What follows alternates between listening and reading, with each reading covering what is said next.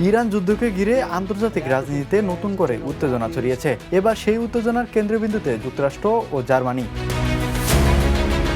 যুক্তরাষ্ট্রের president Donald Trump হুঁশিয়ারি দিয়েছেন জার্মানি থেকে মার্কিন সেনা কমিয়ে আনা হতে পারে। ডোনাল্ড ট্রাম্প এই ঘোষণা দেন এমন এক সময়ে যখন ইরান যুদ্ধ নিয়ে ইউরোপীয় দেশগুলোর সঙ্গে ওয়াশিংটনের মতবিরোধ তীব্র হয়েছে। জার্মান চ্যান্সেলর ফ্রেডরিক মার্জ সম্প্রতি যুক্তরাষ্ট্রের ইরান নীতি নিয়ে সমালোচনা করেন। তিনি বলেন, এই যুদ্ধে যুক্তরাষ্ট্রের কোনো স্পষ্ট কৌশল নেই এবং এতে ইউরোপ ক্ষতিগ্রস্ত হচ্ছে। এই মন্তব্যের জবাবে ট্রাম্প ক্ষোভ প্রকাশ করে জানান, জার্মানিতে থাকা মার্কিন সেনার সংখ্যা পর্যালোচনা করা হচ্ছে এবং শিগগিরই সিদ্ধান্ত নেওয়া হবে। বর্তমানে জার্মানিতে প্রায় 30 থেকে 36 হাজার মার্কিন সেনা মোতায়েন রয়েছে, যা ইউরোপে যুক্তরাষ্ট্রের সামরিক উপস্থিতির গুরুত্বপূর্ণ অংশ।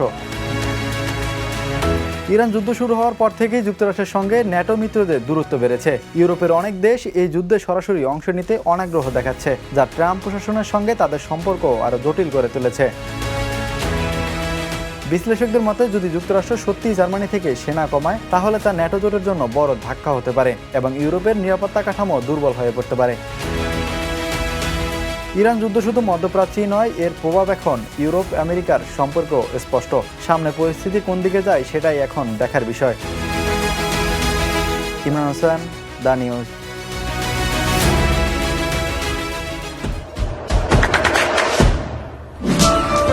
দেশে দেশে সবার সাথে দ্য নিউজ।